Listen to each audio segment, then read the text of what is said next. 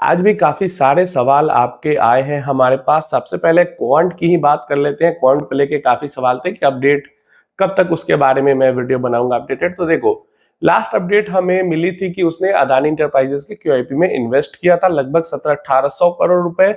उसके बाद अगला जब अपडेट आएगा नवंबर के महीने में उसके पोर्टफोलियो को लेके, फिर हम क्वांट के बारे में बात करेंगे। क्योंकि क्वांट, मोतीलाल ओसवाल एंड पराग पारिक, ये तीन जो फंड हाउस थी, ये तीनों फंड हाउस बहुत ज्यादा, इनको ऐसा लग रहा था कि मार्केट गिरेगी क्योंकि इन्होंने बहुत ज्यादा, और उसमें भी क्वांट ने सबसे ज्यादा, क्वांट लगभग 18%, पराग पारिक लगभग 16-15% और मोतीलाल लगभग 11-12% ये अपने टोटल इक्विटी एयूएम का कैश लेके बैठे हुए थे। तो इनको उम्मीद थी मार्केट के नीचे आने की और मार्केट नीचे आया भी। तो अगला अपडेट जब आएगा तब इन तीनों के बारे में पता चलेगा कि इन तीनों ने कितना इस गिरावट में पैसा डाला है या नहीं डाला है। तब तक के लिए हम अभी इन पे बात नहीं करेंगे क्योंकि अभी ये इनका सही जा रहा है, जैसा ये सोच रहे थे वैसा हो रहा है। अगला अपडेट आने देते हैं, फिर इनके बारे में बात करते हैं। हमने बात की थी कि कैश होल्ड करके रखा है, अगर मार्केट गिरी तो इनको अपॉर्चुनिटी मिलेगी, फिर जब रैली आएगी तो इनके रिटर्न्स तगड़े बनेंगे। और अगर मार्केट नहीं गिरी तो फिर क्योंकि कैश होल्ड करके बैठे हुए हैं तो रिटर्न नहीं बन पाएंगे। तो इनके अकॉर्डिंग काम हुआ। अब जब मार्केट में इसके इस गिरावट के बाद अपवर्ड मूवमेंट आएगा तो कैसा इनके फंड्स पे अफेक्ट आता है वो देखने लायक होगा। तो उस टाइम पे उसकी बात करेंगे। सबसे पहला कमेंट दिगेश्वर साहू जी का है, फंड मैनेजर अगर इतना होशियार होता तो म्यूचुअल फंड में जॉब नहीं करता। भाई, म्यूचुअल फंड में जॉब वो कर रहे हैं, इसका मतलब ये नहीं कि आपका कोई, आपके ऑफिस का जो प्यून होता है या आपके ऑफिस का जो कचरा उठाता है वो जॉब नहीं है म्यूचुअल फंड की। आप जाओ, ट्राई कर लो, एक बार कर लो जॉब म्यूचुअल फंड की। अगर वो जॉब कर रहा है तो इसका मतलब ये नहीं कि उसके पास कोई काम नहीं है या कुछ नहीं है इसलिए वो जॉब कर रहा है। भाई, म्यूचुअल फंड में जॉब करने वाले, जितने साल आपने पढ़ाई नहीं की होगी उतने साल से ज्यादा एक्सपीरियंस लेके म्यूचुअल फंड में फंड मैनेजर जॉब करते हैं।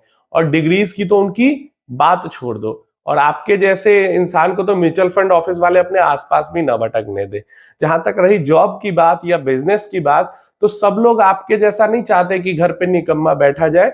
मोतीलाल ओसवाल के जो रामदेव अग्रवाल जी, आपने नाम सुना होगा, ऑलमोस्ट 4000 करोड़ का उनका पर्सनल स्टॉक पोर्टफोलियो है, 4000 करोड़। कितना करोड़ों में उनका डिविडेंड आता होगा साल का? अगर थोड़ी सी भी कैलकुलेशन आती है, 1% डिविडेंड के अकॉर्डिंग भी आप कैलकुलेट कर लो, आपको समझ में आएगा कितने करोड़ का डिविडेंड आता होगा उनको। फिर भी वो क्यों बिजनेस रन कर रहे हैं? क्यों कर रहे हैं? क्योंकि सब लोगों को घर पे निकम्मा बैठना अच्छा नहीं लगता है। कुछ ना कुछ जो उनको अच्छा लगता है, जिसके लिए वो पैशनेट है, उसके लिए कुछ ना कुछ करते रहते हैं।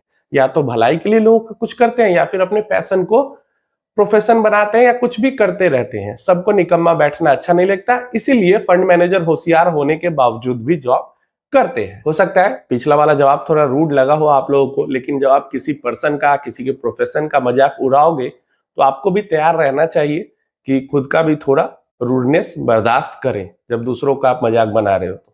क्लियर है? नेक्स्ट हमारे पास क्वेश्चन आता है मोहसिन सैफी जी का, सर मेरा पोर्टफोलियो के सभी फंड म्यूचुअल फंड सेंट्रल पर शो नहीं कर रहा है, मुझे क्या करना चाहिए?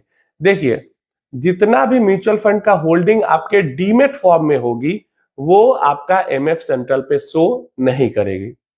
समझ में आ गया? जैसे ग्रो के थ्रू आपने जिस म्यूचुअल फंड में इन्वेस्ट किया होगा वो आपका शो करेगा म्यूचुअल फंड सेंट्रल पर, लेकिन जीरोधा के थ्रू जो आपने इन्वेस्टमेंट किया होगा म्यूचुअल फंड में वो एमएफ सेंट्रल पे शो नहीं करेगा। क्लियर है? क्योंकि mutual fund central, MF central पे वही होल्डिंग शो करती है जो रजिस्ट्रार के पास जिनकी होल्डिंग और डिटेल होती है, जैसे जो कैम्स है, के फिनटेक है, जिन इन दोनों के पास जिनकी होल्डिंग की डिटेल होगी वही एमएफ सेंट्रल पे शो करेगा। जो डीमेट फॉर्म में होती है उनकी होल्डिंग की डिटेल इनके पास, रजिस्ट्रार के पास नहीं होती है, तो इसलिए वो शो नहीं करेगी। इसमें कोई दिक्कत नहीं है। लेकिन अगर ऐसा है कि आपका डीमेट फॉर्म में होल्डिंग नहीं है, आपका स्टेटमेंट ऑफ अकाउंट के ही रूप में होल्डिंग है, फिर भी आपका एमएफ सेंट्रल पे शो नहीं कर रहा है, तब कोई दिक्कत है। जिस भी एप्लीकेशन के थ्रू आप इन्वेस्टमेंट कर रहे हैं, कस्टमर केयर को कॉल लगाए और पूछे। सबसे पहले तो ये कस्टमर केयर को कॉल लगा के पूछ ले कि आपका जो होल्डिंग है म्यूचुअल फंड का वो डीमेट फॉर्म में है या एसओए में है। अगर एसओए में है फिर भी एमएफ सेंट्रल पे नहीं शो कर रहा है तो आप कस्टमर केयर से जवाब मांगे कि ऐसा क्यों नहीं हो रहा है, जो इशू है उसको ठीक किया जाए। नेक्स्ट क्वेश्चन हमारे पास है 100 ग्रुप का, सर अभी ऐसा बहुत आदमी है जिनको मोबाइल ऐप का समझ नहीं है, वो डायरेक्ट प्लान कैसे ले?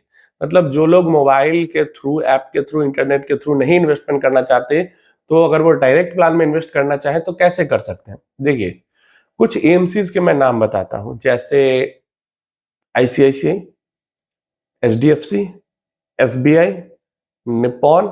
कम से कम ये 4 जो म्यूचुअल फंड कंपनी है, इन चारों में से एक ना एक का ऑफिस आपके शहर में होगा ही होगा, एक ना एक का होगा ही होगा, क्योंकि छोटे से छोटे, हमारे जैसे छोटे शहर में तो इन चारों का ही ऑफिस है।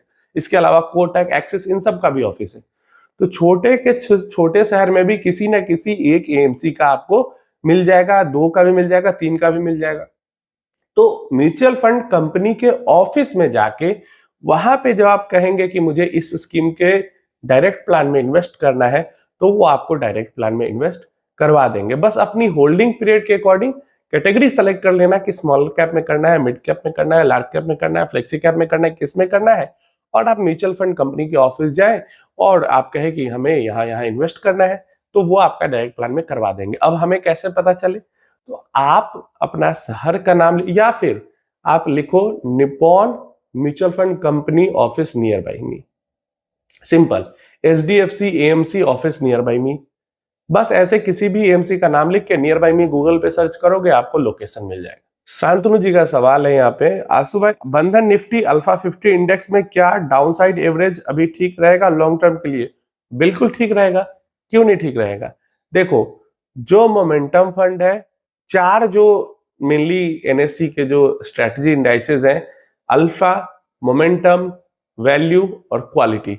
वैल्यू और क्वालिटी के अंदर आपको वॉलिटिलिटी कम मिलेगी, लेकिन रिटर्न भी कम मिलेगा लॉन्ग टर्म में, मुकाबले में अल्फा और मोमेंटम के। अल्फा और मोमेंटम में वॉलिटिलिटी ज्यादा मिलेगी और रिटर्न भी ज्यादा मिलेगा। कम वॉलिटिलिटी कम रिटर्न के साथ आप खुश हैं तो आप क्वालिटी और वैल्यू के साथ जा सकते हैं। ज्यादा रिटर्न ज्यादा वॉलिटिलिटी के साथ आपको चाहिए, कोई दिक्कत नहीं है, तो आप मोमेंटम और अल्फा के साथ जा सकते हैं। डाउन साइड एवरेजिंग हर इन चारों में से सब में कर सकते हैं। क्यों? क्योंकि ये चारों जो है डाइवर्सिफाइड है, एक सेक्टर में इन्वेस्ट नहीं करते कि गिरता ही चला जाएगा, डाइवर्सिफाइड है, प्लस काफी सारे स्टॉक से मिलके बना है ना, तो ऐसा नहीं है कि वो जीरो ही होता चला जाएगा, तो इसलिए दिक्कत नहीं है। वॉलिटिलिटी थोड़ी कम थोड़ी ज्यादा हो सकती है, थोड़ा ज्यादा गिरेगा कोई, थोड़ा कम गिरेगा, थोड़ा ज्यादा चलेगा थोड़ा कम चलेगा, लेकिन पैसा जीरो नहीं होगा, और इसलिए यहाँ पे डाउनसाइड एवरेजिंग जरूर से की जा सकती है। डाउनसाइड एवरेजिंग गलत टाइम पे प्रॉपर जो सेक्टोरल फंड होते हैं उनमें थोड़ा दिक्कत हो जाता है कि कई सेक्टर कई सालों तक एकदम, मतलब 8-8 10-10 सालों तक कई सेक्टर एकदम बैठे रह जाते हैं, तो वैसे सेक्टर्स में थोड़ी सी दिक्कत होती है। लेकिन अगर डाइवर्सिफाइड फंड है तो फंड मैनेजर सेक्टर रोटेट कर रहा है, और वैसे भी एक टाइम पे कई सारे सेक्टर में भी इन्वेस्टमेंट रहती है, तो इसलिए ज्यादा दिक्कत नहीं होती है। सुचिंता मंडल जी का सवाल है, एक बात बताओ, डीएसपी स्मॉल कैप 250, क्वालिटी 50 और मोतीलाल निफ्टी 500 मोमेंटम 50, ये दोनों फंड क्या एक्टिव स्मॉल कैप को इससे ज्यादा रिटर्न ला सकते हैं? देखिए, जो स्मॉल कैप 250 क्वालिटी 50 है, इससे तो उम्मीद नहीं है कि ये एक्टिव स्मॉल कैप फंड से, मतलब मेजॉरिटी में, अब 2-4 को तो बीट कर ही देगा, लेकिन एवरेज रिटर्न की बात करते हैं तो एवरेज रिटर्न को बीट नहीं कर पाएगा। लेकिन निप्पॉन, ये निप्पॉन का हो या किसी का भी हो, लेकिन जो निफ्टी 500 मोमेंटम 50 है, निप्पॉन का भी है, कोटक का भी है, आई थिंक मोतीलाल का भी है, तो निफ्टी 500 मोमेंटम 50 है, इससे बहुत ज्यादा उम्मीदें हैं कि ये जो स्मॉल कैप फंड, एक्टिव जो स्मॉल कैप फंड है, उनके जितना रिटर्न दे सकता है।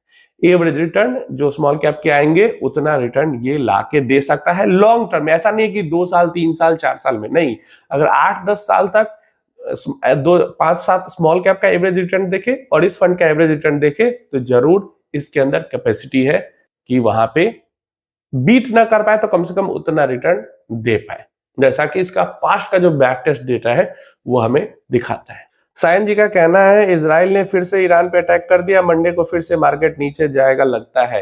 अब यही चीज है जो अनप्रेडिक्टेबल है। बाकी सब चीजें प्रेडिक्टेबल है कि हाँ सब जैसा है वैसा चलता रहेगा, लेकिन ये जो लड़ाई वाली चीज होती है ये अनप्रेडिक्टेबल होती है। अगर इजराइल जवाबी कार्रवाई नहीं करता ईरान पे तो मंडे को कोई दिक्कत नहीं थी, ट्यूसडे पे कोई दिक्कत नहीं थी। अब क्योंकि वीकेंड है और वीकेंड में ऐसी चीजें हो जाती हैं तो मंडे पे बहुत ज्यादा प्रेशर आ जाता है। और मुझे भी लग रहा है कि क्योंकि अब वहां पे फिर से फायरिंग हुई है तो हो सकता है कि मंडे को मार्केट खराब हो जाए। जब तक ये न्यूज मैंने नहीं सुनी थी तब तक मुझे लग रहा था कि क्योंकि काफी गिरावट हुई है पिछले हफ्ते में तो मंडे को हो सकता है थोड़ी सी शॉर्ट कवरिंग ही हो जाए, लेकिन पता है सबको शॉर्ट टर्म में मार्केट इमोशन पे चलती है, अर्निंग्स ग्रोथ पे लॉन्ग टर्म में चलती है। अभी तो अर्निंग्स भी खराब आ रही है। तो ऐसे में मुझे भी यही लगता है कि अब देखते हैं, कोई खुशखबरी नहीं आती, कोई अच्छी न्यूज नहीं आती है तो हो सकता है अगला हफ्ता भी हमारे लिए बुरा जाए, इंडियन मार्केट के लिए बुरा जाए। मुझे तो यही लगता है। बाकी आपकी क्या राय है इसके ऊपर नीचे कमेंट बॉक्स में जरूर बताना। आपका कोई क्वेश्चन क्वेरी है तो वो भी नीचे कमेंट बॉक्स में पूछ सकते हैं।